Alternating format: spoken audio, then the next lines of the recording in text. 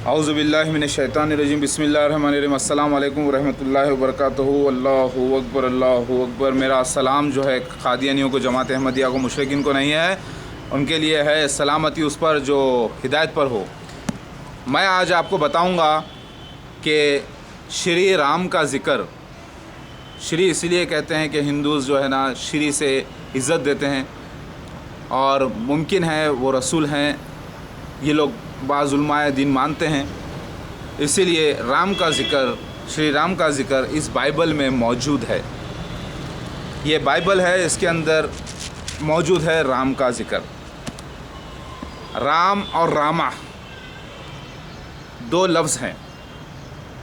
जो बाइबल में मैं आपको ये इसका डिस्क्रिप्शन पढ़ना इस वीडियो का, क्योंकि मैं बातचीत करते वक्त आपको पूरे हवाले नहीं दे पाऊँगा, लेकिन वो हवाले रेफरेंसेस मैं डिस्क्रिप्शन में नीचे डालता हूँ, वो पढ़िए ज़रूर कि राम का ज़िक्र, श्री राम का ज़िक्र बाइबल में मौजूद है और हनुमान जैसी कौम का ज़िक्र कुरान पाक में मौजूद है। अल्लाहु अकबर। यहूदियों को चाहिए कि वो इस्लाम कबूल कर लें, क्योंकि इस बाइबल के अंदर ओल्ड टेस्टामेंट में, तौरात में क़यामत का ज़िक्र मौजूद नहीं है, फ़रिश्तों का ज़िक्र मौजूद नहीं है और शैतान इब्लीस का ज़िक्र मौजूद नहीं है।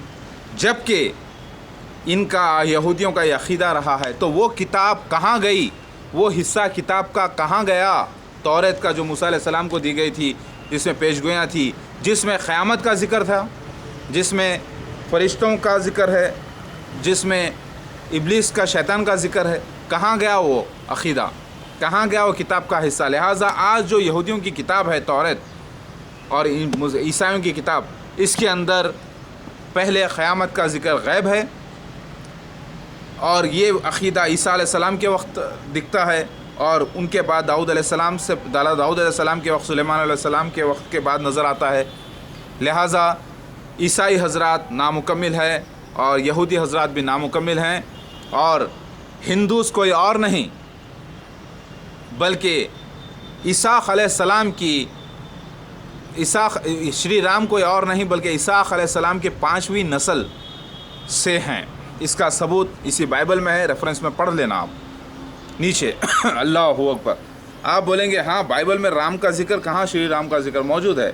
आप टीवी सीरियल्स तो देखते होंगे, रिसेंटली एक टीवी सीरियल आया था हनुमान, जय वीर हनुमान के नाम से, या हनुमान के जय हनुमान के नाम से। इसमें भी कहती है एक हीरोइन के, यानी एक एक्ट्रेस, इशाखू नस्ल, इसाख को ये लोग इसाखू कहते हैं, इशाखू नस्ल से आए दशरथ, इशाखू नस्ल से आए दशरथ और दशरथ के बेटे राम। तो राम के 2 बच्चे कुश और लव, जबकि नूह अलैहिस्सलाम के बच्चों के नामों में एक बच्चे का नाम उनकी नस्ल से जो आ रहा है, एक बच्चे का नाम कुश है। लिहाजा वो नूह अलैहिस्सलाम की ये कौम है। कौन? हिंदूज़। जो आज आपको ट्राइबल्स नज़र आ रहे हैं, ये हिंदूज़ नूह अलैहिस्सलाम की वो गुमराह कौम है। और हदीस शरीफ में आता है कि नूह अलैहिस्सलाम को गवाही के लिए जब लाया जाएगा और उम्मत मोहम्मदिया को गवाही के लिए लाया जाएगा, तो पता चलेगा कि एक कौम ने अपने नबी को भुला दिया है। वो कौम कौन है जो अपने नबी को ही नहीं जानती? वो कौम है हिंदूज़, जो नूह अलैहिस्सलाम की कौम है हकीकत में। लिहाजा इसके अंदर श्री राम का ज़िक्र मौजूद है और श्री राम उस ज़माने में मुमकिन है अल्लाह के रसूल रहे हैं, क्योंकि वहाँ पर एक पेशगोई है श्री राम की। वो ये है कि वो फिर से कल्कि बनकर आएंगे, वो फिर से कल्कि बनकर आएंगे और वैष्णो देवी से शादी करेंगे। ज़रा गौर कीजिए, वैष्णो देवी जो कि शिवा की बीवी है, वो शादी करेंगे किससे? वैष्णो देवी से, क्योंकि वैष्णो देवी शादी करना चाहती थी श्री राम से। तो मामला ये समझ में ये आया कि मेहदी अलैहिस्सलाम ही कल्कि हैं, यानी शिवा, लॉर्ड शिवा ही कल्कि अवतार है और कल्कि अवतार ही मेहदी अलैहिस्सलाम है और उनकी बीवी पार्वती ही वैष्णो देवी है। बात समझ में आ गई बात? तो आप अगर ये पॉइंट को गौर से देखें तो समझ में आएगा, वरना समझ में नहीं आएगा। श्री राम कह रहे हैं कि वो ये राम नहीं हैं जो कलयुग में आने वाले हैं, वो कलयुग में आने वाले राम कल की अवतार हैं। जब वो कल्कि अवतार बन के फिर से आएंगे राम, तब शादी करेंगे वैष्णो देवी से। पता ये चला कि लॉर्ड शिवा पेशगोई थी, फ्यूचर में आने वाले कल्कि अवतार भगवान शिव थे, जिसकी पूजा ये लोग किए हैं, उनको फॉलो करने वाले लोग, और काफिर हो गए। तो यहाँ पे भी एक बहुत बड़ा क्लू मिलता है। बात आपके समझ में आ रही है? इस बिना पर मुझे यकीन हो चुका है कि श्री राम भी एक ज़माने में अल्लाह के रसूल और नबी रह चुके हैं, लेकिन बाद में जो उनके नाम से और पेशगोइयों के मुताबिक जो वेद व्यासों ने और अलग अलग लोगों ने रामायण की रचना की है, वो रचना काल्पित है, इमेजिनरी है, और अपनी मर्ज़ी से इतना बढ़ा दिया कि पास्ट को, फ्यूचर को, प्रेजेंट को मिला दिया उन लोगों ने, और कन्फ्यूजन हो गया। श्री राम ने मेहदी अलैहिस्सलाम आने की बशारत दी है अपने ज़माने में महादेव के नाम से, लेकिन असल जो रामायण हुई थी वो बहुत ही छोटी मुख्तसर मामला था, जहाँ पर ज़िक्र मिलता है एक ऐसी कौम में वो भेजे गए थे जहाँ पर हफ्ते के दिन मछली पकड़ना मना कर दिया गया था। यानी श्री राम वो शख्स थे, वो अल्लाह के रसूल थे उस वक्त, जिसके ज़रिए अल्लाह ताला ने बनी इज़राइल को हफ्ते के दिन मछली पकड़ने से मना कर दिया। सबूत यहाँ पर मिलता है। आप बोलेंगे कि कहाँ से जाकर कहाँ मिला रहे हैं, मैं आपको बताता हूँ। कुरान पाक सूरह अल-अराफ में सूरह आयत नंबर 150 से लेके 170 तक आप पढ़िए, उसमें मिलेगा आपको एक ऐसी कौम जो बहर के किनारे थी, जो हफ्ते के दिन वो लोग मछली पकड़ते थे, और अल्लाह ताला ज़्यादा मछलियाँ भेजता था उस वक्त वो कौम को आज़माने के लिए। तो वो कपड़े पहने हुए थे, सब कुछ थे, लेकिन वो बंदर जलील हो चुके थे अल्लाह के हुक्म से। और बंदरों का जिक्र, जो इंसानी नुमा बंदर हैं, वो रामायण में मिलता है, जो भक्ति करे हैं राम की, लिहाजा जिन पर अल्लाह का अजाब नाजिल हो जाए वो भक्ति कहाँ करेंगे अल्लाह के रसूल की, वो तो अजाब में मुब्तला होकर मर गए थे। लेकिन जो रामायण बाद में लिखी गई है, उन लोगों ने उन सज़ा याफ्ता हनुमान को, सज़ा याफ्ता जामवंत को, सज़ा याफ्ता वो पूरे ग्रुप को उन्होंने हीरो बना के श्री राम के सुपुर्द कर दिया। ये उनकी ख्वाहिश थी कि वो उनके साथ वो जो है श्री राम के वो भक्त बनाकर पेश करना चाहते थे, लेकिन ऐसा हकीकत में नहीं हुआ, क्योंकि किसी शख्स पर जब अजाब हो जाता है तो अब उसे तौबा की तौफीक कहाँ होती है, नहीं होती। कुरान से भी बात साबित है और वेदों से भी बात साबित है। लिहाजा श्री राम अल्लाह के उस ज़माने के रसूल रहे हैं, नबी भी रहे हैं, और ये वाक़या हुआ, और उसी वक्त एक वाक़या उनके साथ हुआ था, और एक श्री राम पलट के आने की पेशगोई थी कल्कि अवतार बन के, जिसको जो मसीह दज्जाल का ख़ात्मा करेंगे, जिसके 10 सर होंगे, पेट में उसकी जान होगी। ये इसके मामले हैं जो लोग हिंदू नहीं समझ सके, और क्योंकि इमेजिनरी काल्पित रामायण जो लिखी गई है, उन लोगों ने ऐसी रामायण, ऐसी अपनी अपनी घर घर में रामायण लिख दी कि जिसकी वजह से आज लोगों को समझने के लिए बड़ा प्रॉब्लम हो गया। रामायण जो लिखी गई थी, एक्चुअल रामायण तो लिखी ही नहीं गई, सिर्फ सुनी गई थी, लेकिन एक्चुअल जो मामला था वो कुछ थोड़ा सा था, क्योंकि हर रसूल की एक छोटी सी दास्तान होती है। तो उस वक्त श्री राम के ज़रिए ये मुमकिन है कि इन कौम को रोका गया, मछली पकड़ें ना पकड़ें। एक ऐसी बहुत सी बड़ी कौम थी जो इंसान थे, जो कपड़े भी पहनते थे, और उनकी बीवियाँ बंदरनी नहीं बने, लेकिन वो बंदर बन गए। कपड़े पहने हुए हैं, उनको मुंह मोटा हो गया और हाथ में गदा है जो हथियार उस ज़माने का होता था, लेकिन वो लोग बंदर में तब्दील हो गए, लेकिन उनकी बीवियाँ बंदर नहीं बनी थी, क्योंकि बीवियाँ घरों में रहती हैं। लिहाजा हमको ये सबूत मिलता है, और इंडोनेशिया में भी इसका ज़िक्र मौजूद है कि एक कौम थी बहरे किनारे, समंदर के किनारे, जो मछलियाँ पकड़ती थी सैटरडे के दिन। तो ये लोग क्या करते थे, अल्लाह ताला ने तो सबत का दिन मना फरमा दिया था मूसा अलैहिस्सलाम की शरीयत में, हफ्ते के दिन काम ना करें, आराम करें। तो ये लोग क्या करते थे, हफ्ते के दिन गड्ढे खोद कर आते थे, और संडे को जाकर दूसरे दिन जाके ये लोग मछलियाँ पकड़ लेते थे, और कहते थे कि हमने हफ्ते को कहाँ पकड़ा, हमने तो संडे को पकड़ा है। लिहाजा अल्लाह ने ऐसी कौम को, यानी निर्गुणा ब्रह्मा ने, यानी निराकार ने ऐसी कौम को बंदर जलील बना दिया था। और इसका ज़िक्र आपको सूरह अल-अराफ कुरान पाक में मिलता है। एक ऐसी कौम थी जो बहरे किनारे थी, जिन्हें बंदर जलील बना दिया गया था और उन्हें रोका गया था।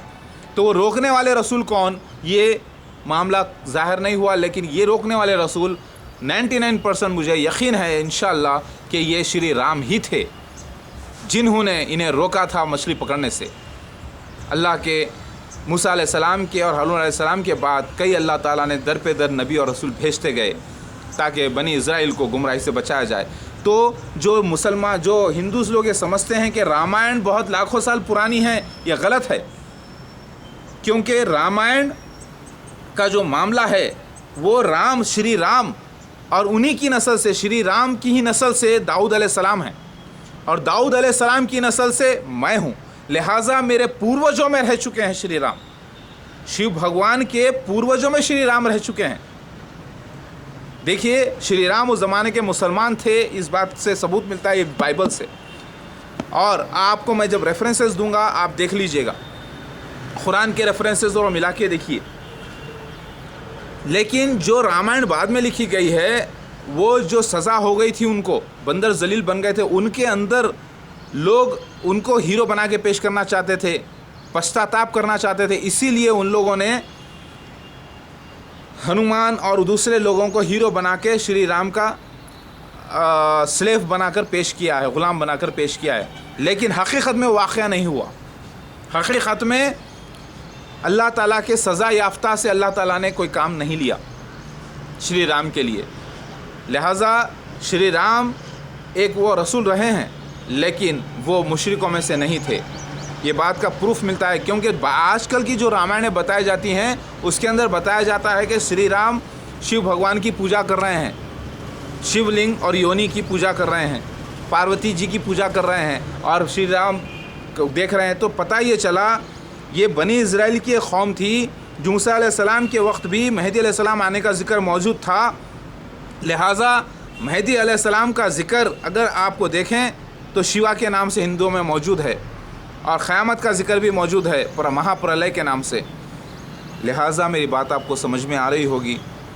मेरे भाई और बहनों, मैं ये कहना चाह रहा हूँ कि श्री राम एक मुसलमान आदमी थे, अल्लाह के रसूल और नबी थे और उन्होंने भी उस ज़माने में एक बदकार इंसान का ख़ात्मा किया होगा और एक ऐसी बदकारी करने वाले की बशारत उन्होंने एक वईद ये डराया अपनी कौम को, जो मसीह दज्जाल होगा जिसके 10 सर होंगे। क्योंकि बाइबल रेवलेशन चैप्टर नंबर 13 में मिलता है सरों का ज़िक्र, a beast came out of the sea, उसके अंदर ज़िक्र मिलता है 10 सर का, 9 सर का, 10 सर का, अलग अलग ज़िक्र मिलता है।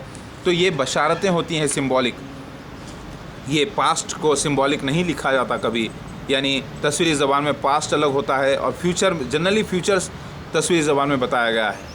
लिहाजा श्री राम के जो मुनकिर हुए उनको अल्लाह ताला ने अज़ाब देकर बंदर बना दिया था।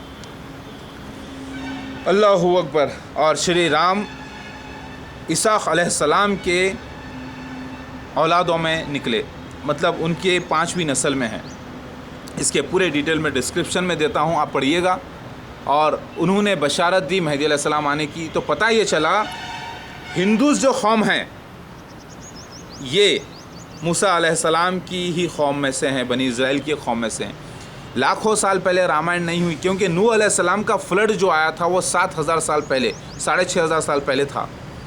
क्योंकि उनकी जो कश्ती दरियाफ्त हुई है माउंटेन्स ऑफ अरारत पे, यानी जूदी के पहाड़ पे, वो 4000 साल BC पुरानी बता रहे हैं और 2000 साल ये लगा लीजिए, तकरीबन 4,500 साल प्लस ये 6,500 साल हो चुके हैं।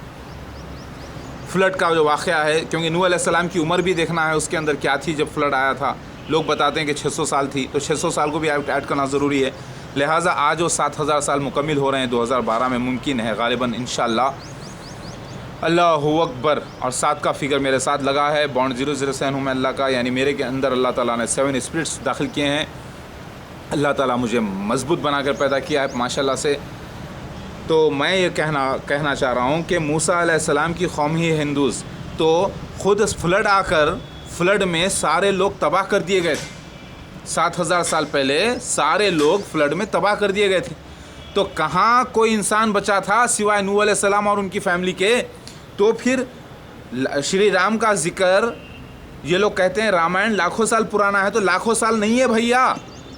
ये जो एडम ब्रिज जो बयान करते हैं ये वाक़या श्री राम के वक्त हुआ होगा, लेकिन ये ब्रिज लाखों साल पुराना नहीं है। मेरी बात समझ में आ रही है आपको?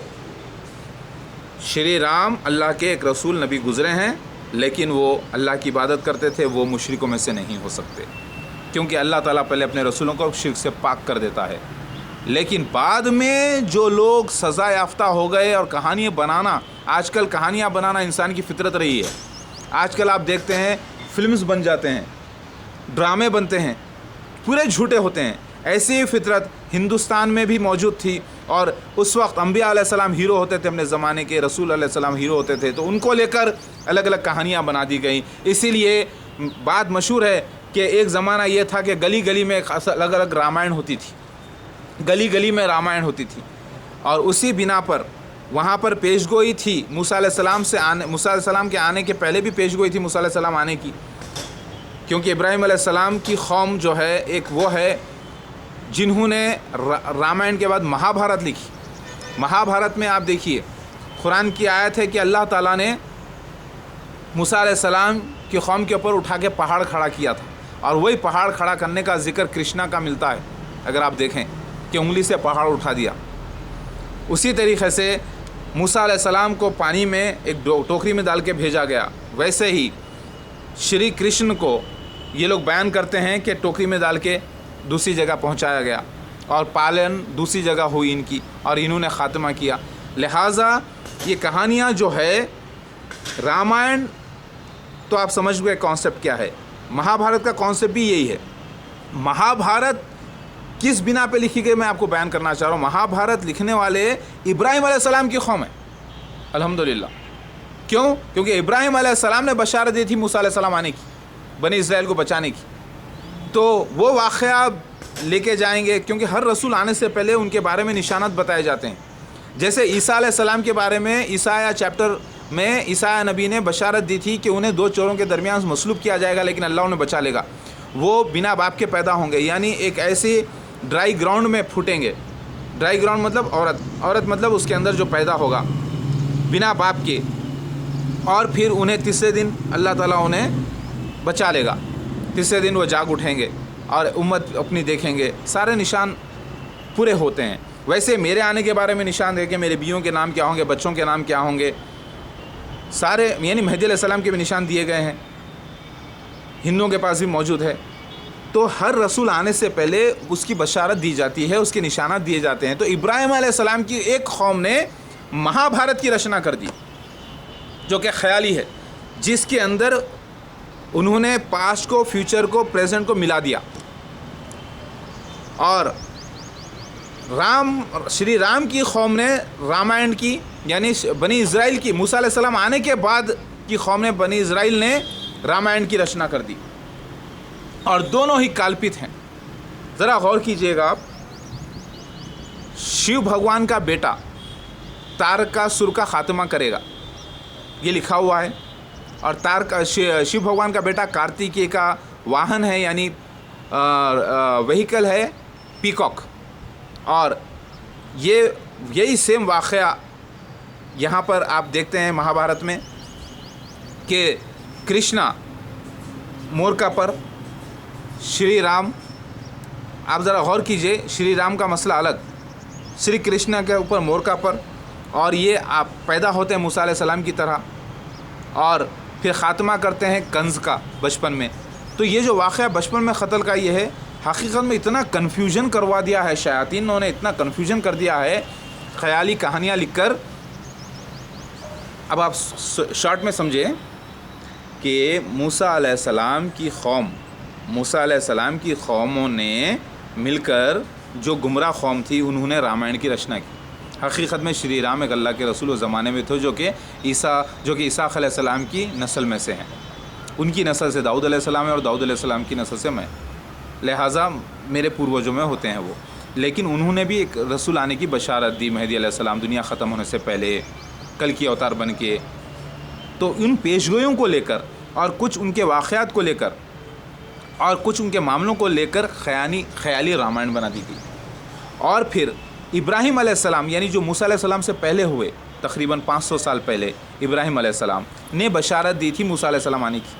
तो मूसा अलैहिस्सलाम के साथ क्या क्या वाक़या होंगे वो उन्होंने बयान किए थे। और उन्होंने इब्राहिम अलैहिस्सलाम ने भी ये बता दिया कि दुनिया ख़त्म होने से पहले कौन आएगा, महदी अलैहिस्सलाम आएंगे और मसीह दज्जाल का ख़ात्मा करेंगे।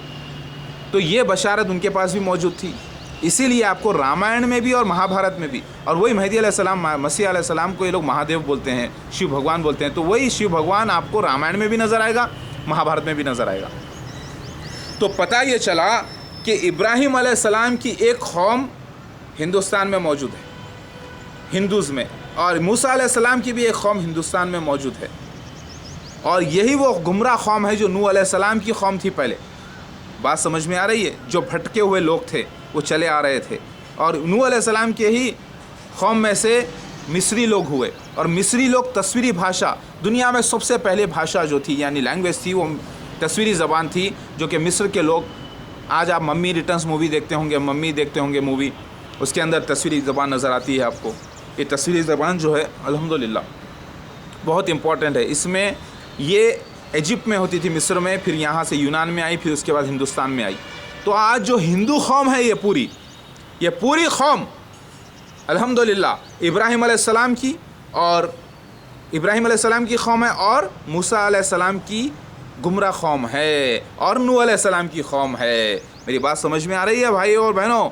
इन्हीं के पास नरसिम्हा आकर हिरण्यकशिपु का खात्मा करेगा, उन्हीं के पिल्लर में से निकलेगा। जो लिखा हुआ है यहाँ पर उधर भी बशारत है।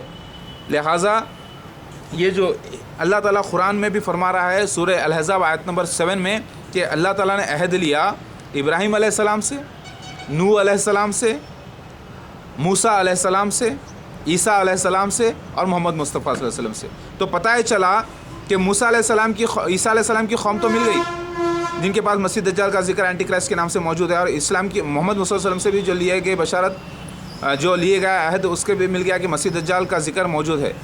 लेकिन 3 कौमें हैं जिनकी कौम का जिक्र गुमराह यानी जिसकी कौम दरियाफ़्त नहीं हुई थी, मैंने वो दरियाफ़्त कर दी। इब्राहिम अलैहिस्सलाम की कौम, मूसा अलैहिस्सलाम की कौम और नूह अलैहिस्सलाम की कौम, ये हिंदूज़ हैं सारे। इनमें अलग अलग कौमें हैं, जो ट्राइबल्स हैं, अलग अलग ग्रुप आके यहाँ पर जमा हो गए पूरे, जो मिस्र से निकल कर आए, जो तस्वीरी ज़बान को यहाँ पर लाने के बाद उससे कन्वर्शन किया गया। ऐ मुसलमानों, मेरी बात को गौर व फिक्र से समझने की कोशिश करो। अल्लाहु अकबर। और मैं आपको एक क्लू देता हूँ, इब्राहिम अलैहिस्सलाम ने अपनी सगी सौतेली बहन से शादी की थी। बीबी सारा आप ही के वालिद की दूसरी बीवी की बेटी है। इसका रेफरेंस मैं आपको इसी बाइबल से दे दूंगा। उस ज़माने में उस शरीयत में जायज़ था। जैसे मूसा अलैहिस्सलाम ने भी अपनी फूफी से शादी की, या वो जो भी है डिटेल मैं आपको देता हूँ, शायद मेरे बोलने में थोड़ी सी मिस्टेक हो, इसका मैं भी आपको इसका रेफरेंस दे दूँगा। और मूसा अलैहिस्सलाम की शरीयत में, अगर आप मूसा अलैहिस्सलाम की शरीयत पढ़ लें तो उसके अंदर सगे मामू से शादी को हराम करार नहीं दिया गया। समझ में आई बात? लिहाजा आज हिंदूज़ में अपनी बेटी को सगे मामू से भी शादी करवा देते हैं। लिहाजा पता ये चला कि इब्राहिम अलैहिस्सलाम के वक्त जो मसला था वो अलग था, और मूसा अलैहिस्सलाम के वक्त जो सगे मामू यानी वालदा के सगे भाई से बेटी की शादी जायज़ है। तो पता ये चला, ये जो आज हिंदू की कौम है सबसे ज़्यादा, ये लोग मूसा अलैहिस्सलाम की कौम है। और लाखों साल पुरानी रामायण हरगिज़ नहीं, लाखों साल पुरानी महाभारत हरगिज़ नहीं। ऐसी महाभारत कभी हुई नहीं, कभी रामायण हुई नहीं, जैसे आज पेश किया जा रहा है। असल वाक़या कुछ और, उसमें महदी अलैहिस्सलाम आने की बशारतों को लेकर, कुछ पास्ट को लेकर, कुछ फ्यूचर को लेकर सब मिला दिया गया और कन्फ्यूजन पैदा हो गया। अल्हम्दुलिल्लाह मुसलमान भाई और बहनों, अल्लाहु अकबर। इब्राहिम अलैहिस्सलाम और नूह अलैहिस्सलाम और मूसा अलैहिस्सलाम की एक भटकी हुई कौम को मैंने दरियाफ़्त कर लिया है, और वो हिंदूज़ हैं। लेकिन बहुत ज़्यादा लोग मूसा अलैहिस्सलाम के जो मानने वाले रहे हैं वो आज यहूदियों में मिलेंगे, आज मुसलमान हो चुके हैं। लिहाजा कुछ लोग जो बिगड़ जाते हैं, कुछ लोग जो रास्ते से हट जाते हैं, कुछ लोग नूह अलैहिस्सलाम के वक्त जो रास्ते से हट गए थे वो मिस्र में फैल गए, कुछ लोग जो रास्ते मूसा अलैहिस्सलाम से हट गए थे वो यहाँ पर मिलेंगे आपको। कुछ लोग जो श्री राम के वक्त हट गए थे और इब्राहिम अलैहिस्सलाम के वक्त हट गए थे वो यहाँ पर मिलेंगे। तो हिंदुस्तान ये पूरे कज़्ज़ाबों का, पूरे झूठे लोगों का, पूरे गुमराह लोगों का एक अड्डा बन गया। समझ में आई बात? और यहाँ पर शैतान गालिब रहा हमेशा। हकीकत में श्री राम ने भी अल्लाह ही की इबादत की है और उन्होंने मेरे आने की बशारत दी है कल्कि के नाम से, और कल्कि के नाम से बशारत नूह अलैहिस्सलाम ने भी दी है।